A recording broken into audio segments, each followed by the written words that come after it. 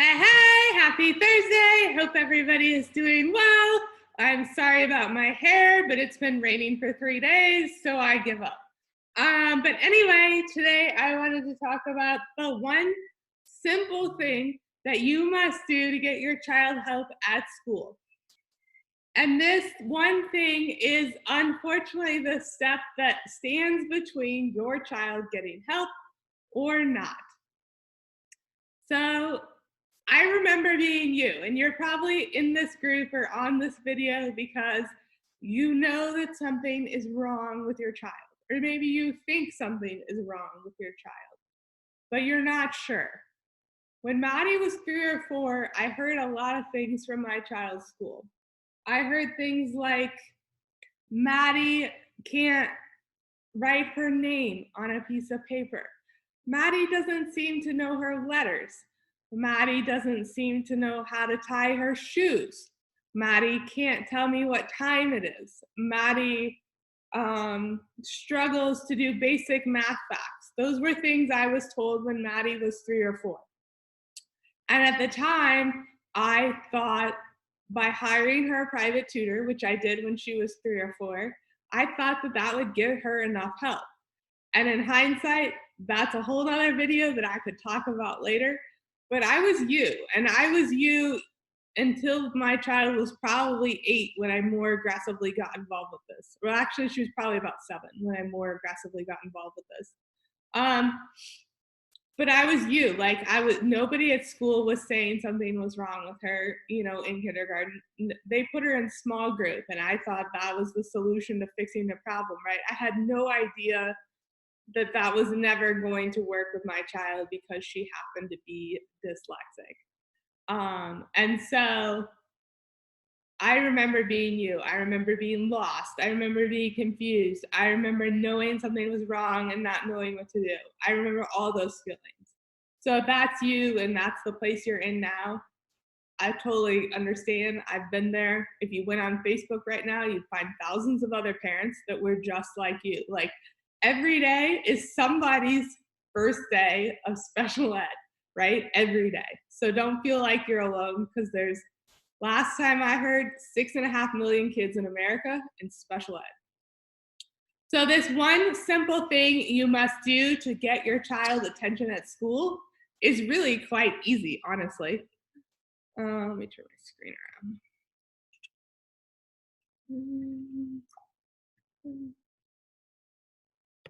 So the really simple thing you have to do that stands between your child getting help or not at school or being evaluated to get help is really this easy.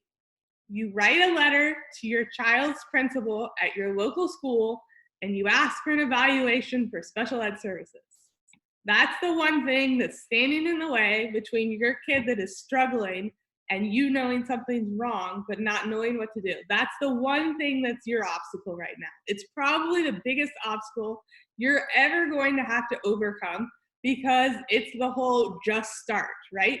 Just start, just do it, right? Whatever it is, rip it off. Mel Robbins likes to say that she has a 5-second rule, and she goes 5, 4, 3, 2, 1, as in go. That's how long it takes your brain to quit. So don't give yourself 5 seconds, just do it and be done with it. So anyway, step 1 is you need to write a letter to your local school and ask for your kid to be evaluated for special ed.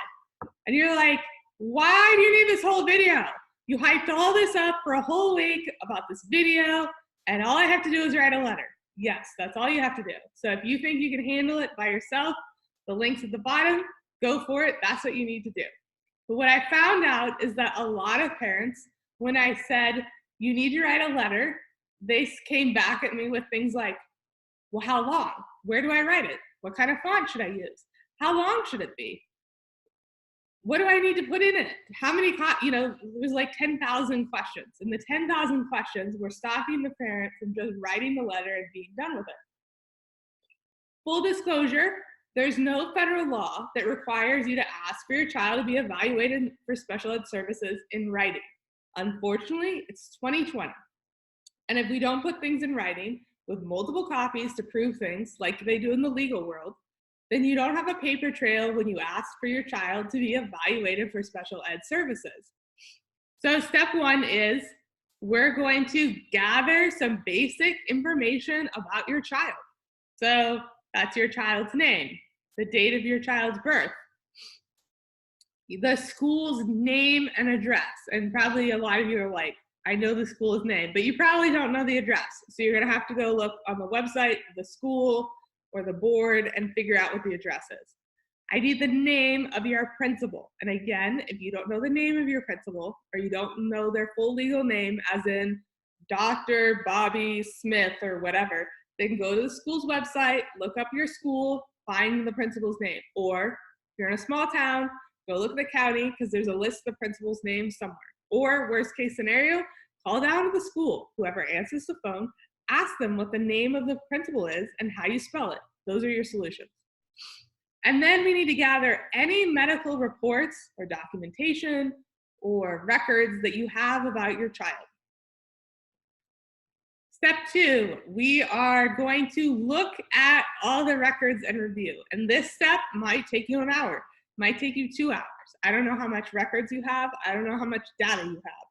So you might want to watch the video all the way through and then go back to this step if you have a lot of information. So you're looking in the records for anything where it says your child has a diagnosis or has been identified with a medical condition or disability.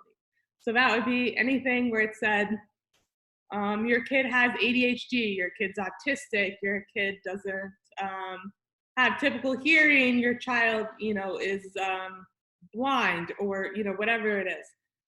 Then you're looking for any areas of concern or deficit. Now, if your child's really young, like 5, you might not have a lot of data. So then you're gonna have to attach things like handwriting samples and statements from a doctor or whatever in order to prove why you have a concern. And then what you're gonna do is you're gonna make a list of everything you found when you dug in the records. And we're not looking to bury people in information. We're looking to be able to write 3 or 4 strong sentences that represent an accurate reflection of your child's status today. And whether you write them on a piece of paper or you highlight them in the report or you type them in your phone, your notepad, whatever works for you is fine. So the goal right here in step 3 is to write a short summary about your child's diagnosis or deficit. So this is the only time I'm going to make you or ask you that you write something from scratch. I wish I could do it for you, but I don't know your child and I don't know what the records say. So some basic ideas of typical sentences you would use here are sentences like, Bobby is struggling at school. Bobby has trouble staying on task. Bobby doesn't seem to know his math facts. Bobby does not have appropriate handwriting for 8th grade. And this one is a key point. If you found in your records before, anywhere where somebody with a license said that something was, quote, wrong with your child or a concern or whatever, then you're gonna write another sentence. And this sentence is going to sound something like, Bobby has been diagnosed with ADHD by his pediatrician. Or Bobby has been diagnosed with autism by a neuropsychologist named blah, blah, blah. And we're gonna attach those reports to the letter at the end. And then step 4, I don't know what just happened to my template, sorry. So step 4, we're gonna go and take the template that I've created and we're gonna insert all the information that you found and you're gonna, make it the letter your own. So here's the link to the template, it's in Google. If you haven't used Google Drive or Google Docs, here's a key point. When you open up this link, you're gonna need to click File and then go down to Make a Copy and call it, your kid's name, Request for an Evaluation or for Special Ed, or whatever you wanna do. If it was me, I would be systematic about how I did it. I would say the kid's name and then what letter it is, because by the time you walk out of high school, you're gonna have a lot of records, you're gonna have a lot of letters, and you're gonna wanna be able to find them. And then the last thing you're gonna do is anywhere that's red on the letter, starting from the top, you're gonna insert the date, you're gonna insert your name, your address, your phone number. You're gonna insert the principal's name that you found in the step 1. You're going to insert your school's address. You're going to insert everywhere where it says child's name with the kid's name. Bobby Smith, I think is what I called him. And then you're going to put his birth date in anywhere where it says date of birth. Then the 3 and 4 sentences, on the letter, it says step 4. And so that's where you're going to put the sentences that look like Bobby struggles to read. Bobby struggles with math facts. Bobby has been diagnosed with ADHD by his pediatrician. Those all go in there. Then that last step, or the next step, is you're going to print the letter and then proof it. Make sure that everywhere where there's a red word has been changed to a kid's name, a birth date, principal's name, your name, whatever. Then make sure you do Control All and you change the font color to black in order to get rid of the red. Otherwise, you're gonna have a letter with red and black on it. If you can't figure that out for some reason, the short solution is just to print it black and white, and no one will ever know that part of the letters were red. You're gonna print the letter and you're gonna sign it, and then you're gonna copy it 3 times. You're gonna take one copy and you're just gonna scan and save a copy.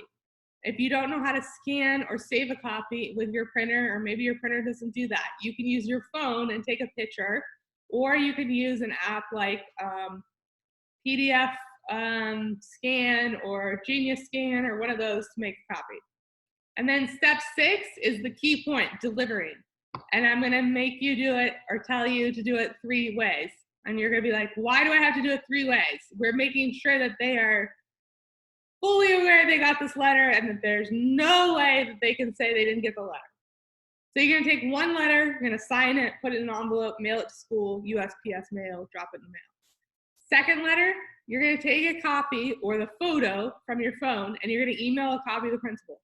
If you don't know the principal's email address, again, go back to the school website, look for it, or call the school, call the board, ask what the principal's email address is. And third, you're gonna take 2 copies to the school and you're gonna wait and have the principal physically sign for a copy. So he's gonna take the copy, write his name on it or her name on it, and hand it back to you. And then you're gonna leave them the other copy. And now you're done for now. Like, that's your biggest obstacle, because what often stands in the way of people getting evaluated for special ed is that they don't physically write a letter and send it and email it down to the school. Because when you do that, the federal law says they have 60 days to evaluate your kid. So why am I telling you this part over and over again? It's 2020. We all text, we all Facebook. There's like an app for everything. Your kid's school probably has an app. But I'm going to tell you this. The only way you can prove legal service in the legal world, and this is what this is, it's a legal process, is to mail it in the mail, is to get a signature for it at school, and to send an email. That way, you know the principal got it 3 ways. There's no way that they can say they did not get your letter, they didn't know. So now they have 60 days to evaluate your child for special ed. So now you're saying, well, what happens if I do all that and the school just says no? Well, next week at 1 o'clock, I'm going to tell you what you do when the school says no. But anyway, my name's Hillary Laxon. I started this group called the Dyslexia Life because I felt compelled to help moms and dads who didn't know how to navigate special ed. And often the biggest challenge that stands between a kid getting an IEP and a 504 and not having an IEP or a 504 is that the parent often did not know to ask to write, did not know that if they wanted to ask for an evaluation for special ed, that they had to do it in writing. And that's the step they missed. They used an app, they sent a text, they called on the phone. Unfortunately, none of those things are trackable, and you can't prove that you asked for help and started the clock. So anyway, my name is Hillary Laxon. I'm a mom to a kid who has dyslexia. I'm not going to shut up about dyslexia until every kid in kindergarten is screened for dyslexia in the United States.